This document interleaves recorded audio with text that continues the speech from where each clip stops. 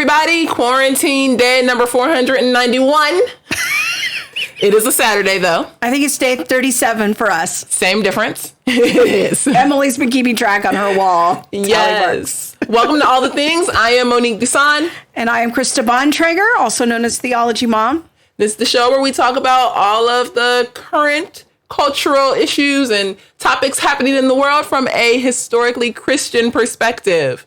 And helping us out on the show today is Bob Bontrager, also known as Bob the Button Pusher.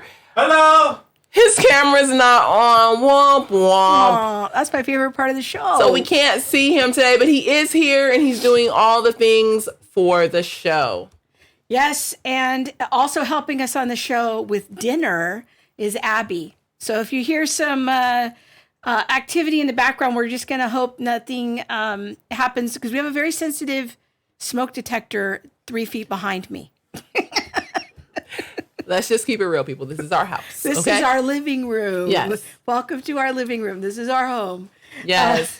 Support the show. Share the show. Like the show. Tell a friend. Comment. Follow. Comment. Yes. Yes. Yes. We have a good show today. Yes. On all of those things help our algorithm.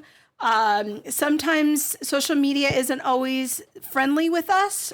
So we really need your help to share the show. So that is the best way that you can help us, is help spread the good word. And we do have an amazing guest tonight. We also want to invite people to join us in the chat box on YouTube. You can go right to the YouTube stream, and some of our normal friends, are not our normal friends. Are you saying they're not normal? I know. Our regular friends, our weekly friends are checking in there. Hartley family, hello, give them a shout out. Our friend Susanna is here. She's saying hi to Bob, the button pusher. Yay. All right, thank you. Amy says, yay, Bob. Yay, we have some Bob fans. Right. So we are excited to have you here. And yes, this is welcome to day 37 of the quarantine. We're over it, people. We want to go back outside. Well, I go to work. I want to go to the mall. So. Oh, yeah. And the movie theater. No, I don't want to go to the movie theater. Not a fan. Not a fan. Not yet. So speaking of the quarantine, one of the things I'm starting to see is a lot of places, like the animals are feeling lost. They're like, where are the humans? No, I think they're really saying, thank God the humans are gone. Because now they're coming out and wandering into spaces that were previously occupied by humans that they couldn't venture into. That's right. I saw a video today of some wolves on a street just howling. There were no humans around. But I saw this video and it made me think of you. It's penguins in South Africa. Yes. Walking around. So I was in South Africa, I was in Cape Town where you used to live. And it's just made me laugh because I showed it to you and you're like, I think I know where that is. I think I do. Yes. But they're walking just like humans. And you and I have talked about penguins before. You said they're not nice birds. I don't really care for penguins. I remember having to walk through, I don't know if they're a flock because it's a bird, but I had to walk through something to get into a restaurant one time and I was just like, oh, please don't attack me. They're peculiar. They're just walking down the street. Yes. They own it. Like little humans. All we need is a baboon to come on out. A baboon. Yes. But even in Kruger National Park, like the lions are, and I feel like... Oh, is that in South Africa? It's on the eastern side. And I feel like the lions there, though, they'll do what they got to do anyway. But now they're just like out in lane and sunbathing on the road and things like that. So I'm just like, oh, yeah. See what happens when humans get put on timeout? Yeah, right. I was thinking about that today. I was like, the whole world got put on timeout because we didn't wash our hands correctly. It's like, wow, I feel like a kindergartner. We're having to relearn some things here, people. Yes. If you can just wash your hands, you too will be able to go out and play.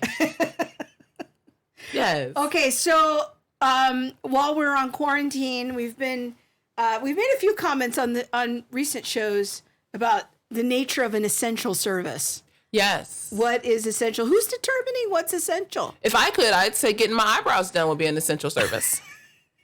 Getting my hair done would be an essential service. Getting those braids. Yes. We miss the braids. Yes, we do. So But we have, I think on Easter, you looked up whether or not the local Planned Parenthood here in town was open. Was It was open. open on Easter. I was like, this has got to be some kind of hellish sin to be open on Easter. That's wrong. for abortions. Yes, that's wrong. If So- I can't go to the mall on Easter, We couldn't go to church on Easter. oh, there's that. Come now. Sorry. But the level and definition of essential service, I am like, who wrote this definition? Yeah. I can't go into a restaurant. I can't, stand 6 feet by somebody else. I have to wait in an hour line at the go to the bank. liquor store. Yeah, Up but I here can on the go, corner. yes, I can go to the liquor store. I can have an abortion. I can do all kind of other things. Like, I feel like famous people get their makeup done. See, this is You what know? I want to know. All these famous people, they're all of a sudden they got pop-up studios in their homes. You really think those people are going on camera without having makeup people come to their house? I want to know who does our governor's makeup before he goes on camera. Do you think his staff They have like a is long all- brush. Do you think that his staff is all furloughed? I don't think so. You think he's doing his own cooking? Because I don't know. the inquiring minds want to know these things. I just feel like people, I need some things don't have to be open right away. I don't like movies, really. We don't have to go to a whole bunch of movies. Keep the movie theaters closed. That's okay. Can we get my eyebrows done? So I'm not for braids. These are the things that go through my head, people. Okay. But anyway, we have a good show tonight. Oh, yeah, tell us. Let's introduce the guest because we don't want her to run away from all your eyebrow jokes. Oh, that's true. So a couple weeks ago, you made a big comment and you were like, you need to get Sam Say on our show. Get Sam. And I was like, oh, well, okay, I can try. And then the next day I wrote an email and just asked if he would be willing to come on our show. So who is Sam Say? Sam Say is a blogger and he's also a pro-life advocate. And so he writes a lot about pro-life issues, but then also I feel like critical race theory issues or critical theory issues. He has a good mix of writings on social media. And so, or on his blog. And yeah, I think that, I was introduced to him or was told about him through someone else. And then you mentioned his name. Yeah. And I was like, okay. So I think everyone will enjoy. Yeah, I'm really looking enjoy forward him. to talking to him. So we saw this blog post that he wrote about the pro-life issue. And I think Bob's got it over here where the identity politics is a threat to the pro-life movement. And that's the one that just came out a week or so ago. But what I really think is good is Sam's trying to explore, this whole situation with why is abortion considered an essential service? And he's got a theory about that. So let's get him on here. We're going to fire up the Zoom machine Yes. and talk to our new friend, Sam Say. Welcome to the program, Sam. Well, nice to be here. I actually didn't want to, I was enjoying what you guys were saying earlier with the eyebrows and everything. I was like, you know what? I can just stay, right here, just stay in the back and just hear you guys talk about this issue. No, but it's real. Like it's real. But you know what? Just something between us.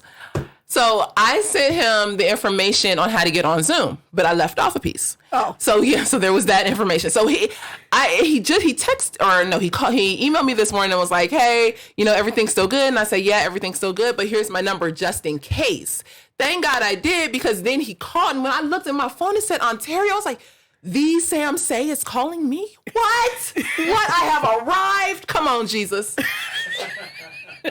There are people who get upset when I call them because, like, this guy again. So I don't know. So I don't know why you'd be so honored by that. Because I just was. I was like, wow, he's the one who writes all this. I love the way he thinks. And now he, on my phone, people, this phone right here. Well, tell us a little bit about yourself, Sam. We tried to introduce you a little bit to our viewers, but maybe tell us how you came into the situation with being involved with the pro-life conversation. Yeah. I suppose it somewhat starts when I was 19. A friend of mine that I was pretty close to. This is it was a woman, and she would her and I were very close, and once in a while she'd give me a call and we'd just talk about random things. And her and I had this thing where we would just ask each other random hypothetical questions. So one day she called me, and she was also 19. She called me and she's like, Sam, what would you say to a girl considering an abortion? And I thought it was just one of those random questions. So at the time, actually no, I was 18. I wasn't 19, and I wasn't a Christian, and I hadn't really thought much about the abortion issue. So I just simply said I don't know. Um, a year later, I learned that days after that question, she went to an abortion clinic, or I should say center, because it's not a clinic, but an abortion center, and they killed her baby. Mm. That has left me with a lot of guilt. Because if I had just said what I know now, there would be another 14-year-old in Ontario. And So that left a very big impact on me. And when I became a Christian, I slowly started to just learn, because just by becoming a Christian, I knew more of what to say on that issue now. But then it wasn't until Black Lives Matter, started happening, where I became more passionate about it as well, too, on top of what had already happened in my life. Um, because all around me, people were talking about Black Lives Matter and all this stuff, and I just kept thinking, well, wait a minute, I mean, we'll get into it, in a few, later on, but I didn't quite agree with most of my friends' views on Black Lives Matter. But I kept doing more research as to what's killing Black people the most in America, and Canada as well too, and it was abortion. So that got me more passionate about it as well. And then a friend of mine told me about an opportunity 2 years ago for an internship at a pro-life organization called the Canadian Center for Bioethical Reform. It's a mouthful, so I always have to slow down when I say it. It's short. CCBR is a short version of the name. And yeah, I did an internship, and that really changed. That I loved it so much. It changed my life, and I was put in a position where now I could save babies, that I couldn't save before. So that was a way for me to kind of rectify what had happened when I was 18 years old, and it's been an honor to be a pro-life advocate.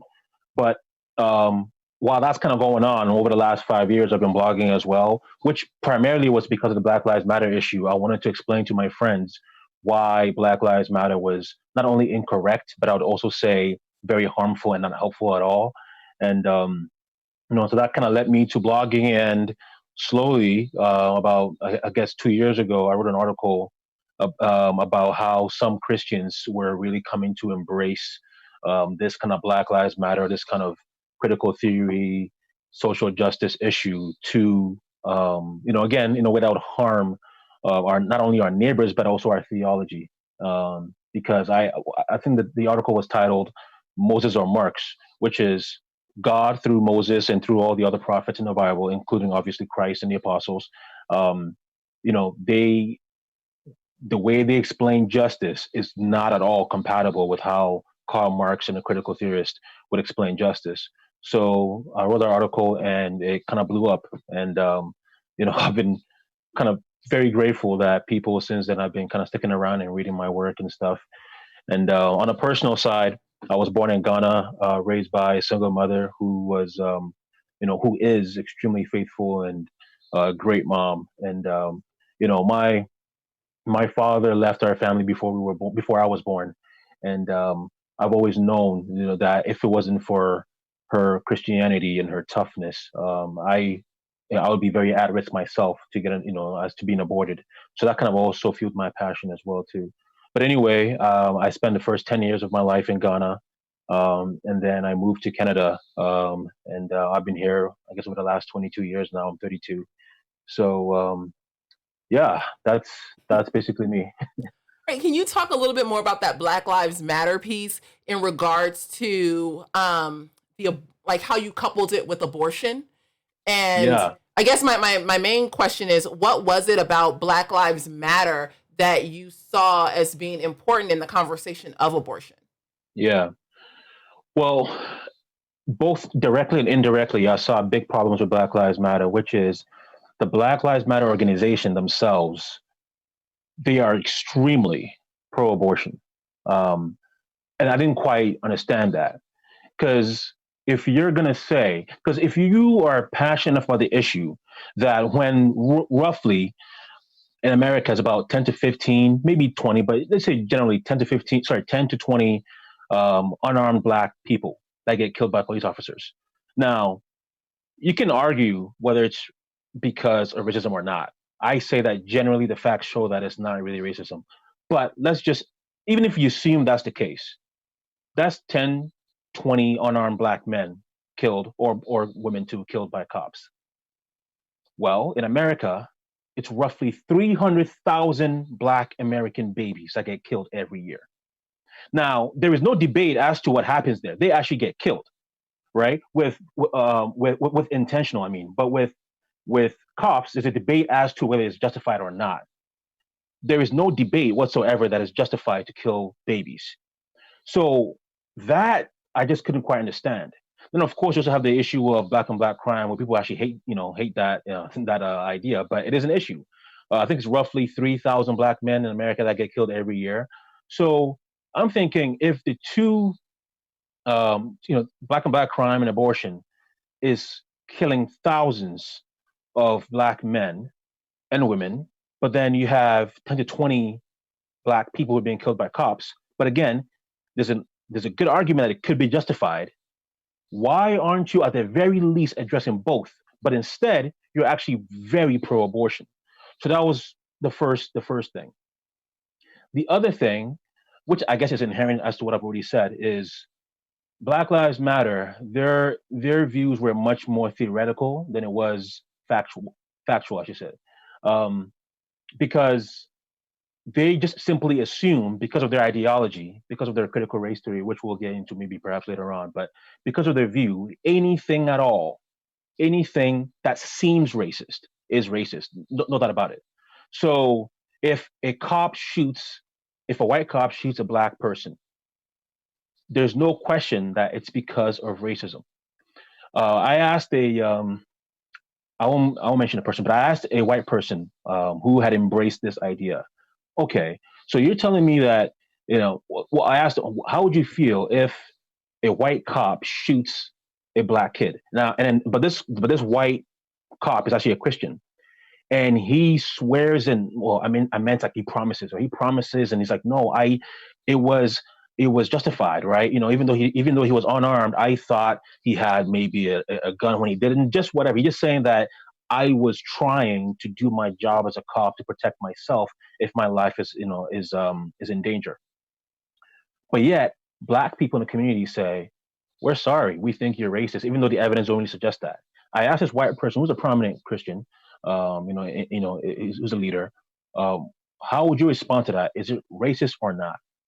He said, well, maybe he didn't mean to be racist, but the society as a whole is racist. And him being, I'm like, wait a minute, what are you talking about? I mean, the Bible's very clear on this issue that if you don't know the facts, you assume the best of the person unless you have the facts. You have to, right? That love hopes all things. So now you are abandoning biblical theology to embrace a worldview that is anti-biblical theology. And that really scared me. And Black Lives Matter is very full of that rhetoric, that critical race theory, that identity politics, that social justice ideology. And so those are the reasons why I did not embrace Black Lives Matter, because I saw that it was relying more on a theory that was incorrect and ignoring the data.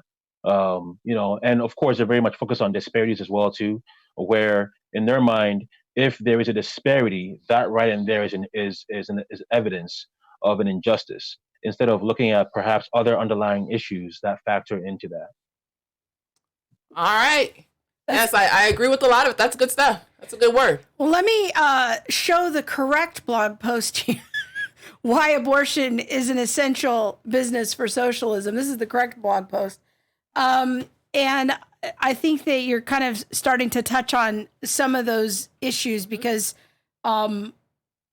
I want to explore, some of your theory about why you think it's been considered an essential service. But we do also want to tie it into some thoughts about critical theory, because I know Monique's got some thoughts about that as well. So yeah, definitely. I just in what he was saying right now, I used to be hugely Black Lives Matter. I used to. I came in. I came in a little. That. No, I came in a little slow. I have a memory of that. But was I triggering you a little bit there? I'm just kidding. but in understanding, I think more of the biblical perspective of it, and looking at a more well-rounded idea of justice and what is just and what is considered unjust or what is injustice within our society, and looking at the numbers of abortion and looking at racism from Blacks toward other people groups. What are we taking into consideration when we're saying Black Lives Matter? Yeah. So yeah, I agreed with a lot of that, but I don't want to go down that trail because I think that will take us down a completely different aisle, and I would love to go down that aisle, but I'm gonna stay in the aisle that we in. Stay in your lane. Why do you think that abortion is being considered an essential service? You said this so well in the blog post, but share it with all of us. Why do you think it's considered essential? Yeah, I suppose I have a lot of controversial views, and essentially I'm very concerned about our reaction to the coronavirus pandemic. I know our governments, both Canada and America, they have good intentions, but I think some people say that the road to hell is paved with good intentions, and I imagine that even Karl Marx had some good intentions, I'm sure too. But yeah, it doesn't justify, I think some of these things. And what I mean is, no matter how we want to slice it, we right now, both America and Canada, we live in what I would call a crisis socialism, which is a lot of people, a lot of capitalists, a lot of libertarians or conservatives have embraced this idea that, that it's wrong to be socialist permanently, but temporarily it's okay. Which I don't quite understand that. If you believe in liberty, then you should believe in liberty at all times, including especially the most difficult times. I'm not saying anyone should be careless during this time. I'm not saying that. I'm just saying I don't think it's right for the government to force people to be out of work. That's destroying lives. Not only that, it's killing lives actually.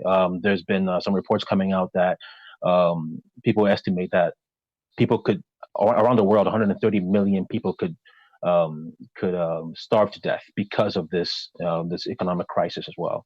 So anyway, so I mentioned that to say the reason why I think that during this crisis socialism, why abortion is considered an essential service is because socialists have a history of being extremely pro-abortion. It's actually very at the very core of their views, because they don't really believe in individual rights. They don't believe in liberty. They believe in sacrificing liberty or individual rights for the common good, which, if you've been hearing a lot of what we've been hearing from the media and politicians, that's very similar to what they're saying, that we should all essentially lose our liberty and our rights to help our neighbors. Now, of course, I want to help our neighbors. I want to do that. But we should recommend that. We should enforce people to lose their jobs. I went to one of my local restaurants around here, and the guy was telling me with just devastated that he's going to probably lose the business. We want to save lives, but I'll just say this. I keep thinking about this issue, or this story during this whole crisis. When I was in college, in my philosophy class, my teacher asked a question, and I'll never forget the response to it. He said to the whole class, maybe about 30 or 40 of us in the class, and he says, "Is it wrong for a father or a husband of a very starving family, like this family will starve to death unless he robs a store? Is that wrong?" The entire class, had their hands down. I raised my hand. And I'll never forget that there was one of my classmates said, "Really? You're an awful person. You don't care about their death?" And I said, "I care. I just think that it's wrong to steal. It just is. It's wrong to steal at the best of times and at the worst of times." And that's how I'm kind of seeing this issue.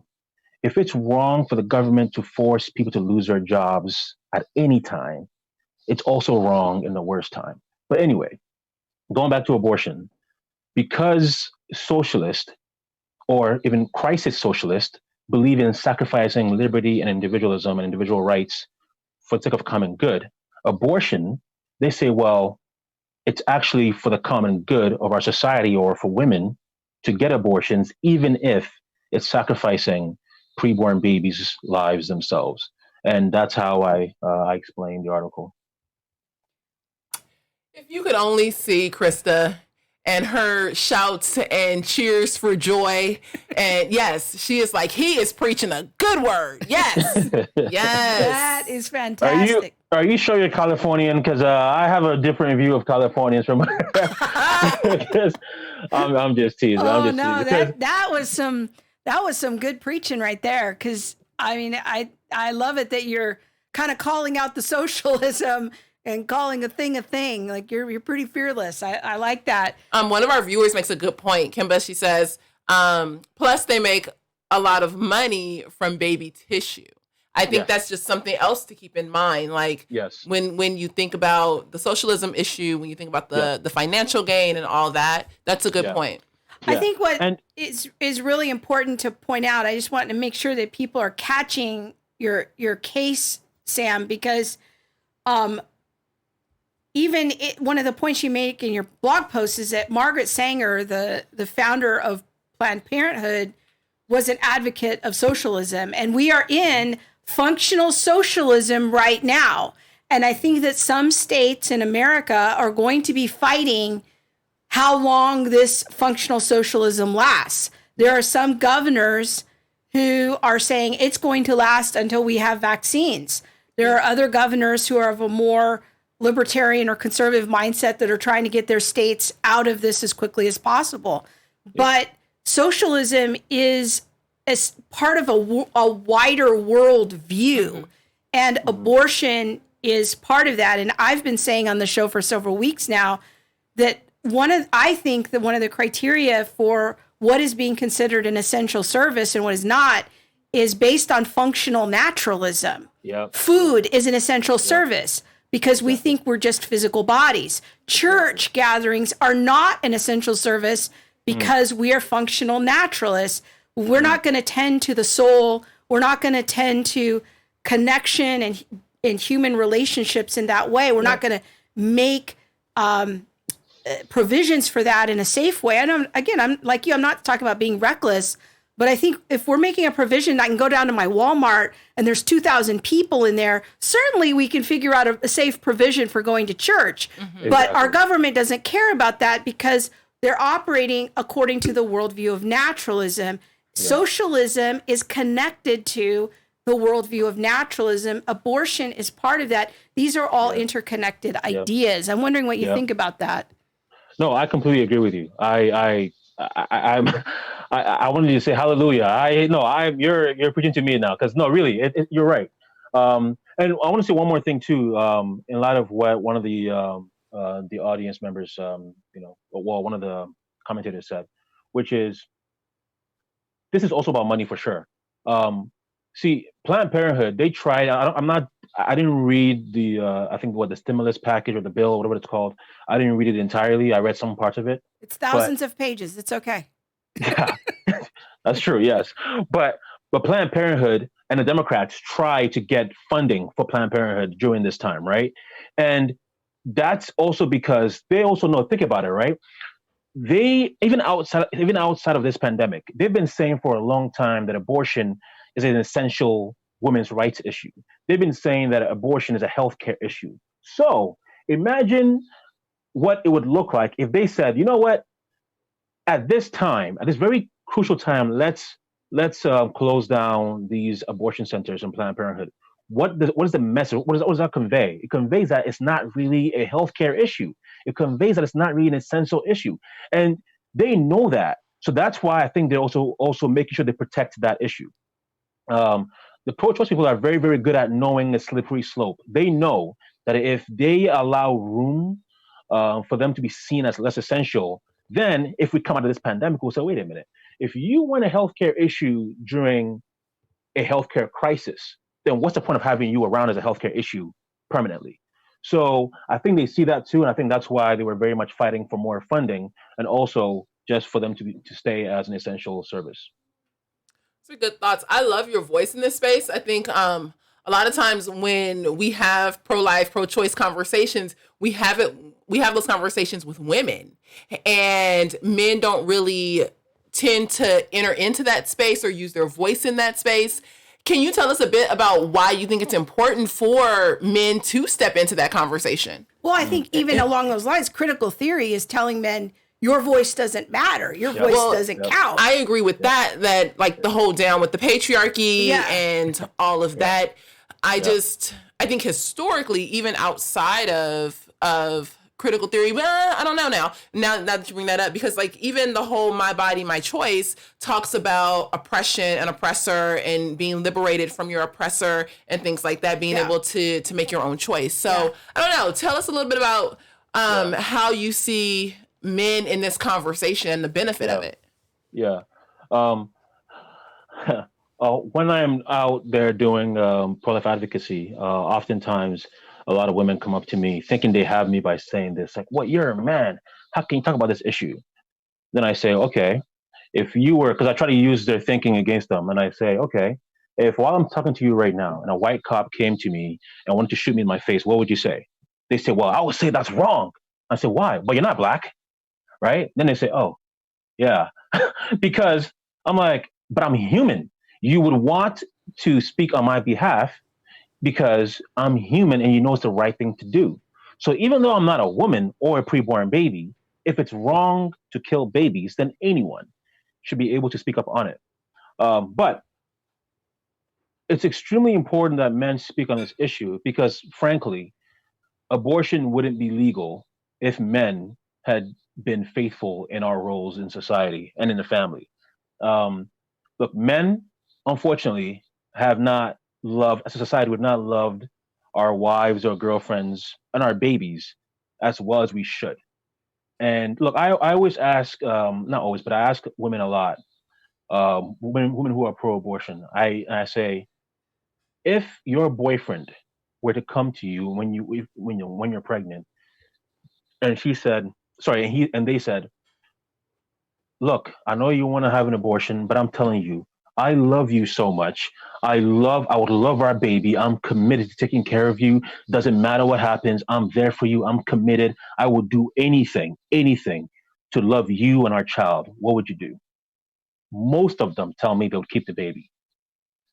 The point is, women oftentimes feel they have no other choice to get abortions because men don't give them the choice of feeling loved and feeling pro just being loved and protected by them.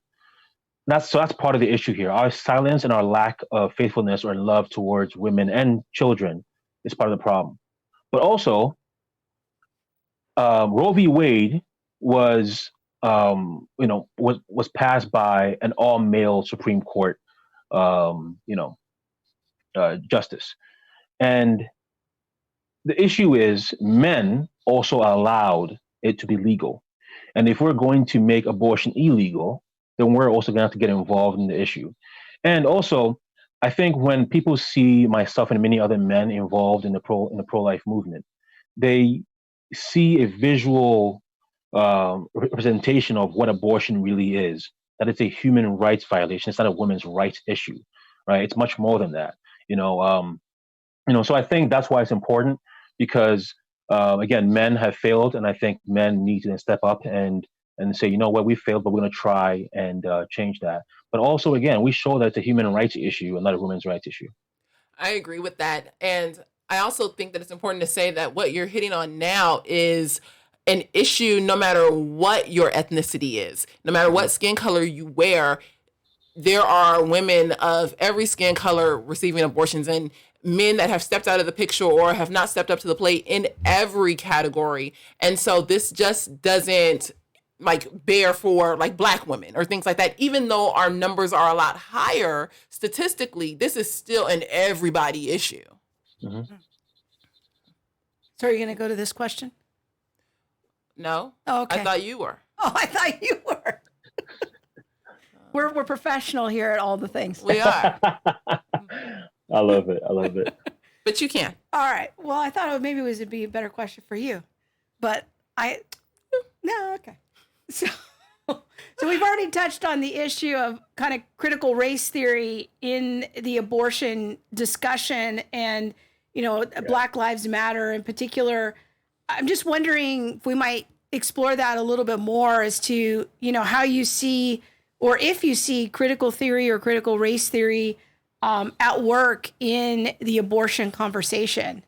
Yeah.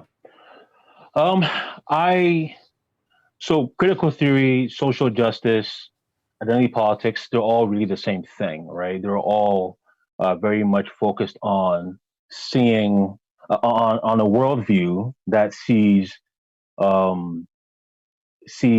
particularly white people, especially white, straight white men, as oppressive to different groups. So in critical race theory, they perceive the world as being very anti-Black, especially anti-Black women. So naturally, and this is true historically too, that unfortunately in America and Canada, but especially in America, Black women's bodies were used for evil, whether it was through rape from slave masters, or if it was through medical just research and eugenics, all those things. And that obviously is a problem. But because of that, then people see abortion as a way of Black women controlling their bodies against white men. Well, I've never thought about it that. Okay. Yeah. And it's, and there are some critical race theorists who are anti-abortion, but the vast majority are very pro-life, because they say, well, we finally get a chance to control our own bodies now. And look, that's one of the consequences of white supremacy. It really is that. So just to correct or inquire what you said, with the vast majority of critical race theory advocates are pro-choice? Pro-abortion, yeah. Pro-abortion, yeah. Okay. All right. Yeah. And sorry, I'm losing my train of thought. Oh, I'm sorry. No, that's not you. That's just me. That's just me. But yeah. So I see that, right? And I know. Oftentimes, I will talk to a lot of Black women about abortion, and they don't see the Black baby. They just see the Black body, the Black woman's body. They're saying, "Look, I want to have this choice to, because it's my body." That's how you don't see the woman, the baby's body. So I see that big time. And also, critical race theory, unfortunately, has a history, and it's inherent in the ideology, but it naturally always is seeing things from the outside. It's seeing what straight white males or other white people or non-Black people are doing against Black people or Black women, but they don't see the action. So I'll put it this way: they see injustices where there is none at times, but they don't see injustice where there is some. What I mean by that is, even if a white man or a white society, whatever, American society isn't racist, they'll find it. They'll find it because that's just part of the ideology. But when there is an injustice within the Black family or the Black community, or even that black body, they won't see it. What I mean by that is, even an abortion, where it's clearly an injustice by the Black woman killing, or any woman, obviously, right? I just mean in this case, when it comes to critical theory or critical race theory, when it's the Black woman killing the child, they're not seeing the injustice of that. They're saying, I'm making this choice because white supremacy has made me poor. White supremacy has given me no other choice. That's how they see it. So it's always on the outside and it's never internal. And that obviously leads to more and more babies being killed. It leads to, in New York, it's been said many times, but it still needs to be said because it's quite shocking, where there are more preborn babies killed, where there are more babies being killed in New York than they are being born, right? Because critical race theory is always blaming the white man for things that aren't there, but ignoring black men and black women for actions that's being done to actually hurt black babies. Yes. Would you consider it then like an overcorrection? So I get what you're saying about, it's my choice. I'm finally going to have a choice. There was slavery, there was this, there was that. And now it's my turn to choose for myself what happens to my body. Yeah, absolutely. Because when you were talking, I was thinking about authors, Black authors like Richard Wright or Langston Hughes, and they also mention these things. Like there's a poem by Langston Hughes, and he talks about like children being sold away from their mothers and husbands being sold away from wives, and like there was no dignity, value, and worth due to the woman. Mm-hmm. It's called The Negro Mother. It's one of my most favorite poems, but I've read it from that lens for so long, and now when you're talking, I'm like, oh, okay, this is actually what he was talking about. This is now we're now in a season of overcorrection of this is what was done to us, instead of looking at like, okay, yes, this is what was done. How are we going to move forward from here without continuing harm on our own people or on our own bodies? Mm-hmm. Well, I'm wondering what factors are happening in the Black community that either of you or both of you think contribute to high abortion rates in the Black community. Because they do seem to be disproportionately high in the Black community. Yeah, it's extremely high. Yeah. This is where I'll be honest, I'm not sure historical factors play a role. I think the critical race theorists, they give their theory. And it's legitimate in some ways, like I said earlier, that they really see it as well, us having control of our own bodies now. But it's much more than that. Look, most Black people, the average Black person has no idea what critical race theory is. I mean, now I'm sure they're familiar with it in terms of what's being said, just the ideology within, friends and things like that. But people aren't usually thinking of theories and ideologies when they're getting an abortion. They're just thinking of their own personal lives. But this is something I'm very passionate about, because growing up without a father, and this people just tend to dismiss this stuff, and it to me it's frustrating, because it really is a key issue. I'm forgetting the exact number, but women who grow up without fathers are extremely likely to get abortion. That's just a fact. Much, much more likely than the average person who has a father growing up. So that's one. Also, if you are fatherless, you're more likely than anybody else, people who have fathers, to be poor or to not graduate from school, and also to have early sexual activity. That also these are all facts. All those things play a role in abortion. That's why, and because unfortunately, the Black, look, I think 72% of Black men or Black children do not have fathers in their lives. I'll compare that to white people, where it's, I think, only about 30%. 40% gap. That's going to create some massive disparities. So that plays a big role. And because of that, a lot of Black children grow up in an environment where they're going to be more poor, and they're not going to have this kind of stability.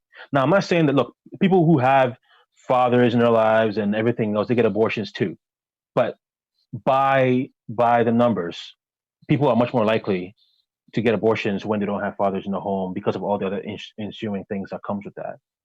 I agree with that, and I agree with like the stats and the numbers, and it makes me think of welfare and like the institution of welfare, and how many families in the Black community separated, and how many women, like the percentage of Black women who were single mothers skyrocketed after the inception of welfare. It was almost like saying, Black men, you're not needed. Like we don't need you to make a family anymore. You can go out and do your own thing. And at the same time, you look at the rise in abortions within Black women.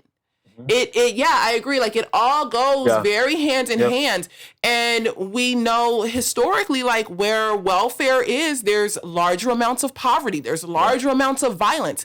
I wouldn't personally want to, and I'm not saying I'd have an abortion, but I wouldn't personally want to raise a child in the middle of violence and poverty and not having support and all of these things. But there's a lot that goes into that. Yeah. But that's a very common argument that I hear in the Black community is, well, you can't, it's not moral to ask a single Black woman who's living on welfare and, working full time, like, don't ask her to have a child. Like, that's not moral. She needs to have the freedom to have the abortion. It's more immoral to bring a child into that difficult socioeconomic situation.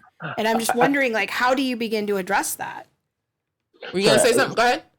Well, I'm not sure. Please, after I say this, maybe you can ask that question again, because I don't know if I heard it properly. But one thing I wanted to say. Sorry, go ahead. No, when I listen to people in the Black community, the argument I hear a lot of the time, and maybe Monique, you can help me ask it in a clearer way, but the argument I hear coming forward is to ask a single Black woman who is maybe on welfare or working full time to bring a child into the world is more immoral than the abortion. You don't want to raise that child in poverty. What kind of life will they have? And that's a reason that's frequently given, at least one that I hear, of why abortion is warranted. But I think there are bigger things to talk about. Like, I don't know. You know me and my whole philosophy stuff. It could be a straw man or one of those little arguments, but I think that there are other conversations that need to be had. We wouldn't be at the conversation of, I need an abortion, if somebody would have sat you down and said, you don't need to have sex. Yeah. Like, let's go back to the beginning. How are you valuing yourself? How are you valuing the person that you're sleeping with? Where is the image of God in them? Like, we are missing so many conversations, and now we're jumping to the end and saying, oh, it's immoral to have an abortion. But I hear even Christian social justice people saying, hey, we need to have understanding and compassion for these women, that are in that situation.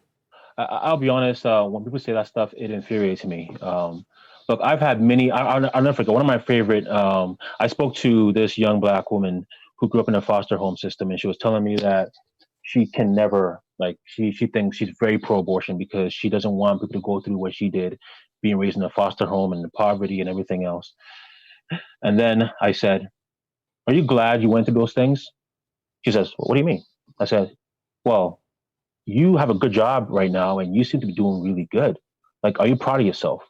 She said, well, you know what? I'm actually very proud of myself because I went through all those difficult things and I overcame them. And I said, interesting. Don't you want other people to overcome their obstacles too? And her eyes went like this. She's like, oh, you're right. And I said to her, look, we all have obstacles, but people who tend to be more proud of themselves, people who tend to be more inspiring, more influential, more heroic are people who overcome extreme challenges. Because that's what life is about. It's overcoming challenges. So if people are being born in an environment where they're going to have poverty, that's actually more of an incentive to value their lives, not to devalue it, because they can actually inspire more people. I'm inspired by people like that. And one other thing, too, is this. Black people are very resilient. You see this throughout history. It's quite remarkable. Like, people forget this. Like, I mean, we don't forget it, but we don't see it the right way. We always talk about how, man, Black people in America have had, they've gone through slavery and the civil rights movement. They're still there. They're thriving. Actually, because Black Americans have the 8th or 7th highest GDP in the world. Coming from slavery just 150 years ago, that's quite remarkable. It's not even the civil rights movement just 50 years ago. It's quite remarkable. And I think this idea that black people or black mothers need to be coddled. Now, they should be loved, should be cared for, they should receive justice, but to be coddled as if they're weak? No. I have a black mom. I have a black sister. They're the toughest people I know. They can overcome anything. Black babies, like anybody else, can overcome anything. One more thing, too. I think one of the reasons why a lot of black women get abortions is because they see the single mothers. They see that. And they know how hard that is. And some of them think, I don't want to go through that. I don't want to go through that at all. So you know what? I'm not going to get pregnant. If I do get pregnant, I'm getting an abortion. And the facts are that black women are also doing better economically. Well, not okay, educationally than black men are, because black men are dropping the ball, and a lot of black women are doing very well. So if you are a black woman and you're thinking, well, you can't rely on men because your father wasn't in the home, your boyfriend isn't doing that great, educationally, and then you get pregnant, you're thinking, well, if I have a baby, who will take care of me? It's just me and myself. So then oftentimes they think the only hope they have is to get the abortion because they just can't trust men. And I think those are all the things that leads to why the rates are so high in black communities. It sounds like it's coming from a place of almost good intention.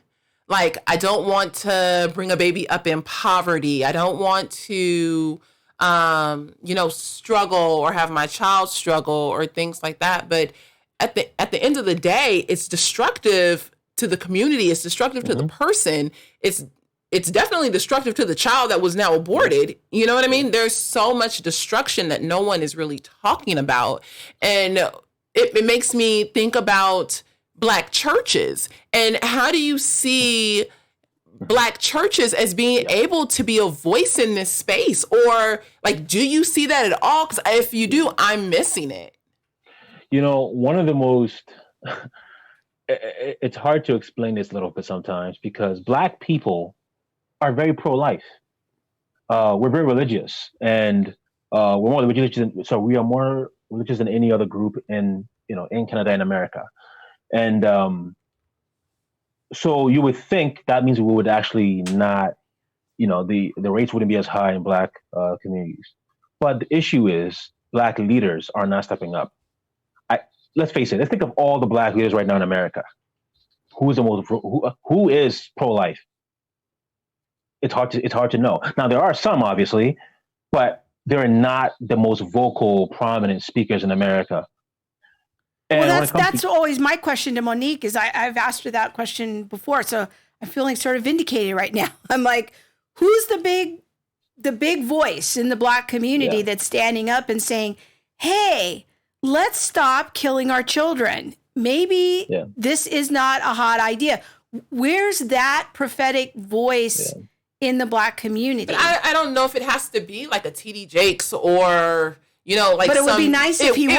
It would be. But I think that the conversation might even have more impact if it was the local guy, like the local pastor saying, "Hey, this is my community," as opposed to let me broadly speak to all of the blacks in America. No, how about here? Let me start like a TD Jakes. Let me start a training program. How do you have conversations with your congregants on abortion? Yeah. And then have that conversation locally because you have the direct relationship with them. Pastor Jakes, reach out to us. We will get you connected with thoughtful, intellectual, young black people to help you start those conversations in your church. But it's so real, and no one wants to offend. No one wants to have this conversation. Or what are they going to think? Are they going to stop coming? They stop coming. They're going to stop tithing. And Across the board, black churches don't talk about abortion. They don't talk about it. Yeah. So I'll tell you this: that friend of mine that I told you about who got an abortion, her and I went to the same church. I find it interesting that she never went to the pastor or anybody else. She came to me, just one of her friends. Because black pastors aren't talking about this issue at all. They're not addressing this issue. In fact, the people who are the Christians who are most pro-life from the pulpit are just white pastors.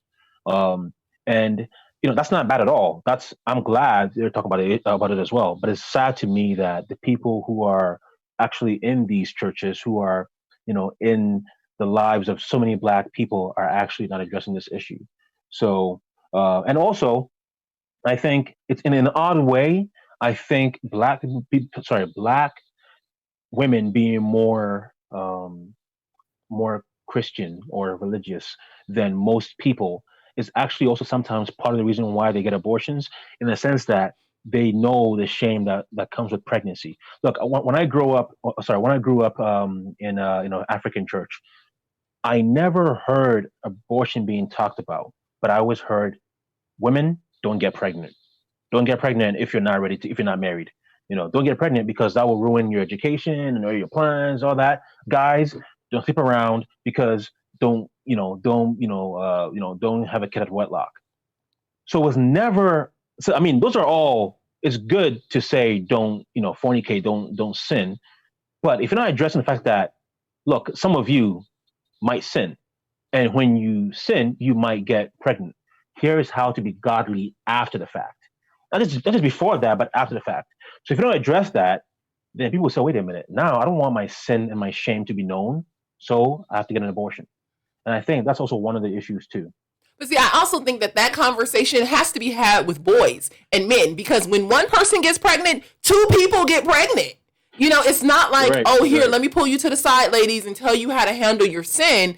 If you get, how to handle the aftermath of your sin. No, let me bring the couple together because they have now committed this act. And it's like, y'all got pregnant, y'all having a baby. Yeah. It's not a me kind of thing, it's a we. Yeah. Yeah. Well, We have a ton of there's been a lot of comments, but I think we've covered most of the critical questions. Our friend Amy wanted to ask the same question I did about answering why would you bring a child into the world that wasn't wanted or would suffer poverty, which is a very common objection. And so that was a good discussion. I think that, this has really been helpful to me. I've learned some things here. So I want to commend people to Sam's blog. Once again, Slow to Write. Go subscribe to his blog. I mean, I'm not a big blog follower person, but if you enjoy this show, you need to go subscribe to Sam's blog and follow him on Twitter and other places, because he's covering a lot of the similar conversations that we like to talk about on the show, and really bringing the Christian worldview to bear on real life situations. So go check him out. Yes, check him out. Read his stuff. It's all good. Yes. All Thank good. you so much. Thank you. Thank you so much. We'd love to have you on again sometime, Sam. You've got a lot of great content. And Well, thank you so much. I would love to be back. Thank you guys for making me feel so comfortable. Look, I'm a blogger. I'm not yet too confident just doing interviews and speaking and things like that, but you guys made me feel very, very comfortable. And good. I appreciate that. So thank you for wanting my thoughts. I'm really honored. No, it was good. It was challenging. I learned some things, and it was very good. So Yes. thank you so much. Thank you. Thank you. Take care. All right, bye. Bye, guys. Okay. I want to go to this comment really right. quickly. Sure. Kimba says, well, then tell women they better, I'm reading into it. Tell women they better make up their minds. Either men have a say and matter, or they don't. And I don't know that that's the conversation. Like, that we need to tell men, oh, you matter, or oh, you don't. I think that we, especially as Christians, need to create a space where it is your voice is here. Like there's no back and forth. Like, oh, today you matter. Oh, you don't. No, it's here. You belong at the table. And in the conversation of abortion, you belong at the table. Your voice is part of it. It's not like, oh, I need, I don't know, you don't decide who matters and who doesn't. Yeah. That's it. It's in the Christian worldview. We're not advocating for worldly feminism, where we tell men your voice matters or it doesn't, and if it doesn't, go away. That's not how we proceed as Christians. how we proceed as Christians is that we are all created in the image of God, and we need each other as part of the creation mandate to rule and reign the earth. Yes. And we are created to co-rule and reign. Yes. So we don't get to tell each other, you don't have a seat at the table. You don't have a seat at the table. Yes, but that's not how that works. Very critical theory ideology of, these people are oppressive. Get rid of them. They don't matter. They've been oppressive for so long. We're going to take away their voice. Right. Or cancel culture, which is a part of that situation as well. Like, I don't like what he's saying today. Cancel him. Right. We don't participate in cancel culture. Yeah. We need one another. And especially as the body, we need to attack the issue of abortion in a unified stance. Yeah. Our friend Susanna says, okay, we are discussing the problem, but what are some practical solutions? And I am so glad you asked that, Susanna, because another show that Monique and I have been trying to work on is getting somebody from a local pregnancy resource center on the show. So we want to do a whole separate conversation about practical solutions. And so we're going to continue in the pro-life conversation because we believe it's a big discussion. We had Uju on the show a few months ago talking about from a global perspective, what's happening through the Gates Foundation and population control and reproductive health and other euphemisms for killing children. Having Sam on was just another angle of focusing on the Black community in particular and some of the connections about critical theory. We're going to continue this conversation, trust me, because we are wanting to help equip people to have these discussions. So we're looking actively for a good guest. So if anyone knows someone who runs a pregnancy resource center, get us the hookup because we really want to interview somebody, especially if they're working in an inner city or urban context where the cases are the hardest. I would say right off the bat, though, as Christians, let's not be afraid or timid about the conversation. Let's have those conversations so that we are equipped, so that we are aware of, what's being said out in culture. I think right off the bat, now I could go down from a sociological standpoint of all the things that I see wrong that contribute to abortion. That's what we've done, like welfare programs, poor education, poverty, violence. How do we begin to rectify all of those things? Well, I firmly believe that starts with a Christian mandate. I believe that starts with that Christian framework. But all of that is something to unpack and that needs to be threaded out more. And I do agree that having someone on from a pregnancy resource center can address some of those issues. But what are there's a lot. Yeah, well, you and I have had a lot of conversations about, the local church, especially churches there can be fairly affluent churches in inner city areas. Mm-hmm. But the parishioners have no knowledge of financial resources or financial education and have like 2 dimes in their bank account. Yeah. There's a disconnect. It's all kind of backward a lot of the time. There's a disconnect. We've got to have some other conversations. So this is good. Another piece in the puzzle as we sort of try to explore issues of justice from a historically Christian standpoint. We're not going to go down the path of the culture's definition of justice. We're not letting them run the conversation, but Monique and I definitely believe Christ must reign. Christ will reign. And we as God's people partner with Christ and bring all things into submission under Christ. And that is our mandate as Christians. But there's some areas where we're doing a pretty good job, and there's other areas where we got a ways to go in how we're doing that. So good conversation. All right, Amy says... there's a lot. Amy says, did you mean women say, my body, my choice, but when they choose to have the baby, the man has no say? I think she's talking to Kimba. Oh, okay. Annette said, people will be more responsible if abortions were restricted. And I responded, I don't know that I'm convinced of that. I think that people will find a way. I think before abortions were legal, people still... had back alley abortions. And that's unfortunate. It might go down, though, because it would be harder. But Yeah, I don't You're know. a skeptic. I'm a skeptic of But that. people tried to kill babies in the ancient world. And that's my point. You know? Exactly. I We think didn't that invent this. We just made it like medically easier. there has to be a conversation of morality. It's either wrong to kill people or it's okay. Yeah, like If it's one of those two Yeah. things. But until we address the conversation of morality, what is moral, what isn't, I don't know that I'm convinced that abortion will go down because the hearts of men are wicked. Yeah. Yeah. I see what you're saying. Yeah. We've got to start with a heart transformation, a gospel transformation first. Okay. You ready for another big topic? Well, there's that. Yes. Dun, dun, dun, dun. Now it's time for the tweet of the week. Disco version.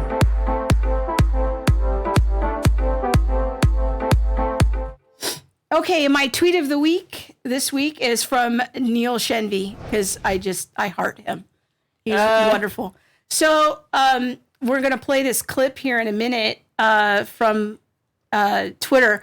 But he says, this clip helped me understand Chesterton's comment. And Chesterton is a very famous Catholic commenter. He's kind of the precursor to C.S. Lewis and influenced Lewis. It lived about 100 years ago. Once abolish the God and the government, I think what he means is once we abolish God, the government becomes the God. And I think that this is really the cultural moment that we're in right now. And this kind of ties into what Samuel was saying earlier about socialism. Because socialism is a functional naturalism.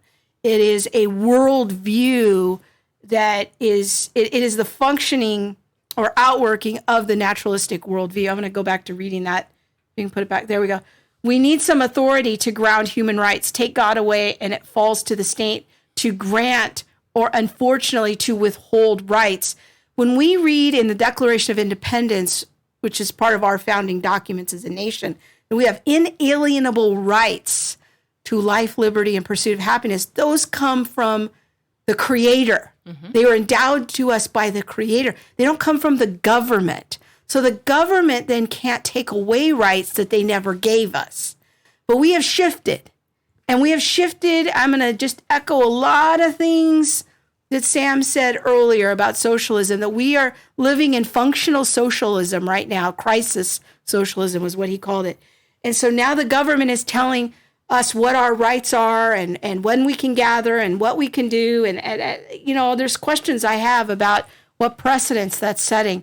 But let's listen to this clip here that Neil posted. So Harvard Law School is hosting an anti-homeschooling conference in June. And this talking head here is going to explain what happens and what Neil was talking about in his tweet, that when you take God out of the picture, this is what it sounds like when the government becomes God. State needs to be the ultimate guarantor of a child's well-being. There's just no alternative to that. The reason parent-child relationships exist is because the state confers legal parenthood on people. We're going to play that again. The first words out of his mouth are, the state gives people their rights. All right, let's play it again. The state needs to be the ultimate guarantor of a child's well-being. There's just no alternative to that. The reason parent-child relationships exist is because the state confers legal parenthood on people. The state... Okay. That is like a massive worldview statement. And if people don't understand what is happening right now in our culture, they need to wake up to the reality that the state is wanting to come in and confer rights and give rights. But they do it under the phraseology of protection. Yes. Safety. Yes. Help. Yes, because children are an oppressed people group. They are an oppressed class. So talk to us about this connection to critical theory. Well, critical theory constantly is investigating or making itself busy with the ideas of who is oppressed and who are the oppressors. And the goal is to continuously flip that and to bring freedom to those who are oppressed. And so children having to obey their parents, as we are taught in scripture, or children needing to go to school or learn certain things or not learn certain things would be oppressive. Children not being able to choose their sex would be oppressive because they don't have the freedom of choice. So if people are buying into critical theory when it comes to feminism or race issues, what they have to understand is this is a train of thought that has other cars hooked to it that are coming along. Mm-hmm. It's all the same thing. It's all the same justification. So if you're going to say, well, I'm a Christian and I'm for Christian feminism, or I'm for Christian critical race theory, you better know that what's hooked to that is queer theory and child rights. Mm-hmm. And this is what child rights are going to look like.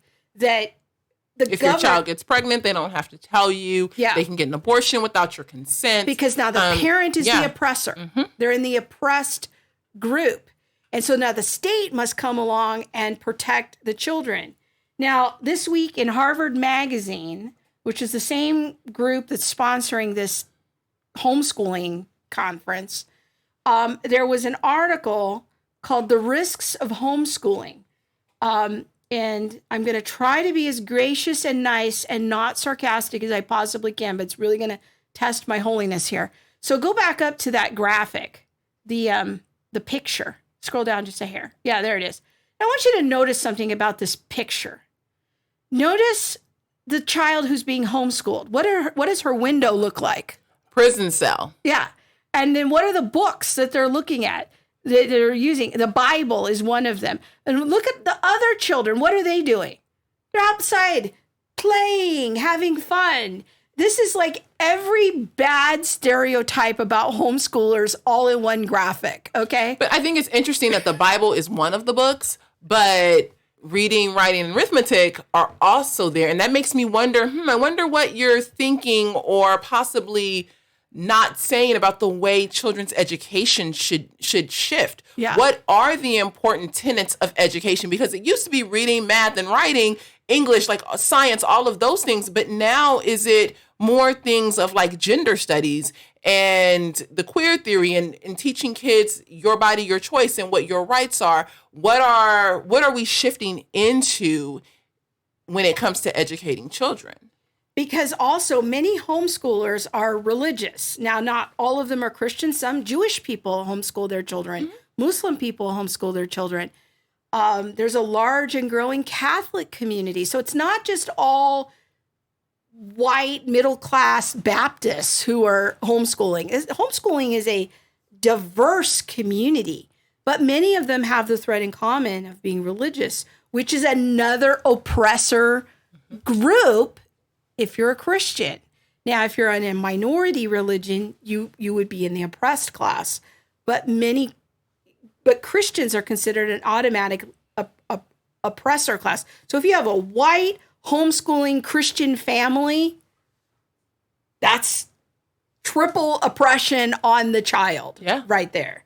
And so this is how our world is thinking about this. And so this conference that's coming up is literally a conference. Bob's got it here. This is a homeschooling conference that's coming in June. Now scroll down just a little bit. Notice that it's from the Child Advocacy program at Harvard. So go down to the description a little bit more right here. It talks about the focus.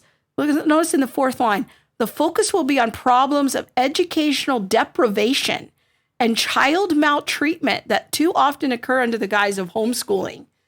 I'm like, are you being serious right now? I mean, it's definitions, and it is, definitions like what is defined as essential. Yeah. A couple weeks ago, we talked about what is defined as trauma, what is defined as maltreatment. There is, among critical theory, such a shift in definition so that now I can be talking about one thing and you're talking about something completely different. What I see as holistic, you see as being maltreatment. Yeah.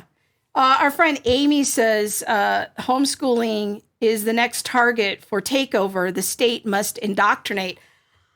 I really hope you're wrong, Amy, but I suspect that might be where we're going. That, we have created a precedent now that the government can do a lot under the banner of health and safety. So now that they've done this, they've shut down the entire economy for health and safety reasons. What else could they do? What else is possible? What doors are open now? And I think that maybe there's some panic because so many people are functionally homeschooling right now. It's like, well, how do we get that back? We got to have more state control. But we need to understand that this is rooted and grounded in a worldview that the state wants to confer rights. And I've been talking a lot about this concept of sphere sovereignty. And I think this is just a great example of this. From a biblical point of view, the sphere that God has appointed for children is parents. Parents educate their children. That is part of their job. The state has other jobs, but all of these things, the state, the church, and family are all under the authority of God, and God appoints leaders. God appoints parents. God appoints shepherds and over the church. But we have our own spheres. When the government starts saying that they confer rights, they are putting themselves in the place of God, and we are headed down a very dangerous path. Yep. So that is my tweet of the week. Let's see if That there's is the any tweet of the week. Let's see if there's any other comments here.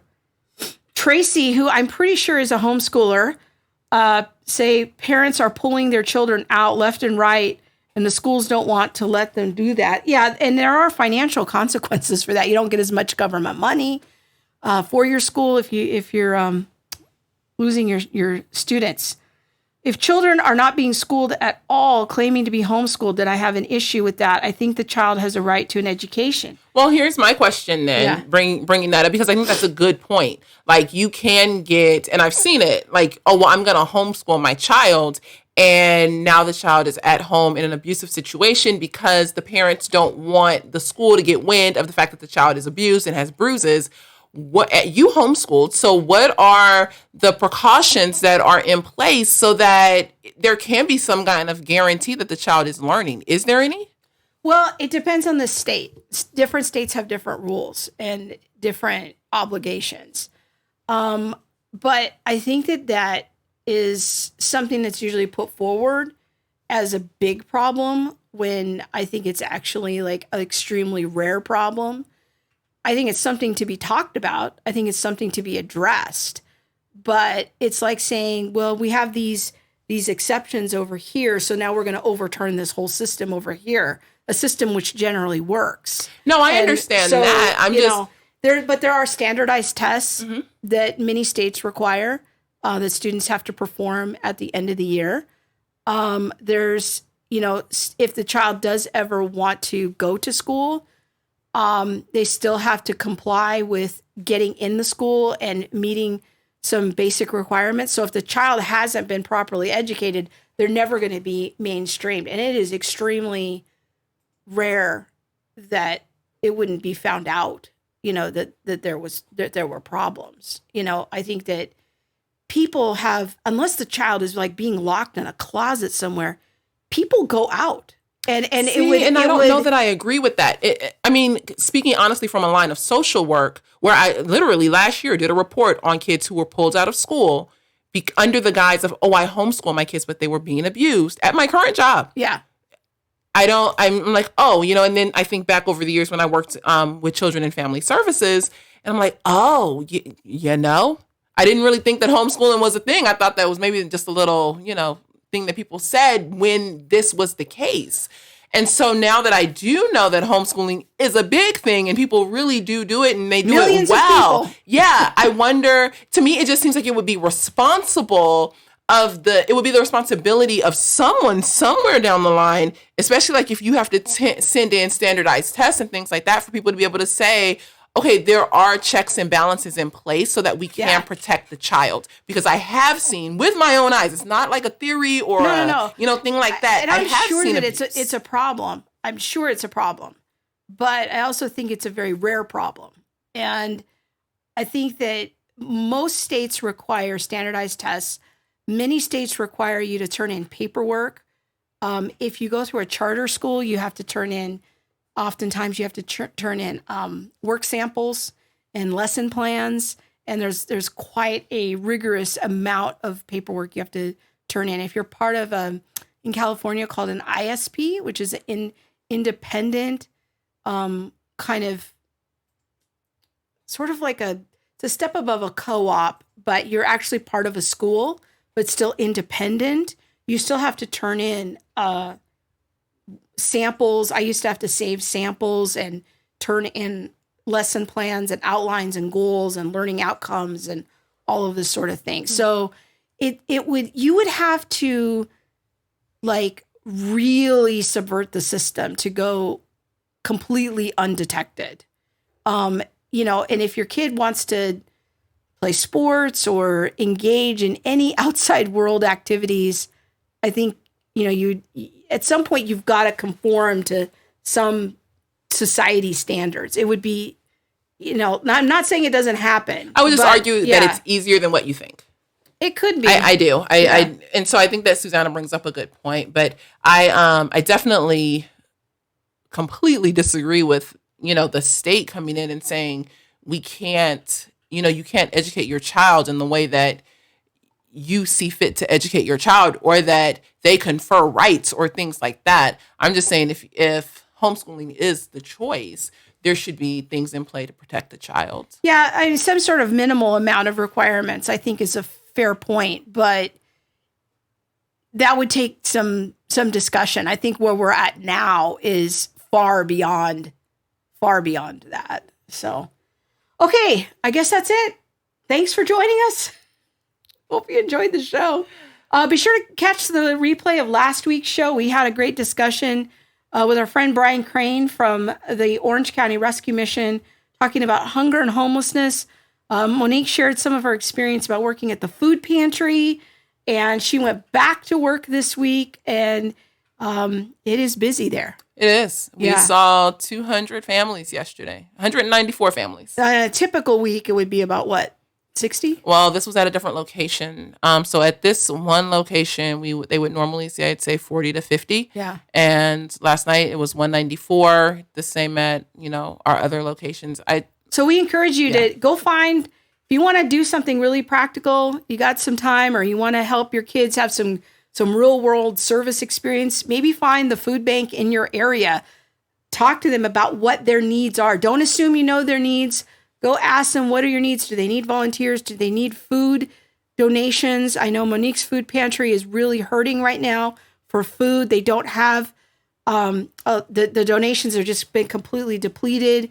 And so find out about your local food bank, what you can do to help support your direct community. Especially those that don't receive government support. Yeah. Like your private, your Christian, faith-based food pantry that might be run out of a church or might have a standalone building, but is completely faith-based because they don't receive any public funds. They're not getting money from, the government and things like that. And that is what allows them to be able to stay in that faith conversation with clients, being able to pray or give out Bibles and things like that. That's really important. And so we don't want to, and I know at my job, our board and my executive director don't want to go down the line of accepting, public money. And so we have to depend on the donations of, private citizens within the community to be able to help, fund that. All right, my friends, thank you so much. And we want to thank you for watching, all your support, all your shares, your comments, your likes. Thank you so much.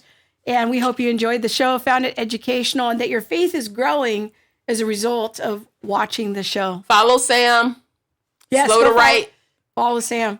All right. Take care, everyone. See you next week. God bless. Bye.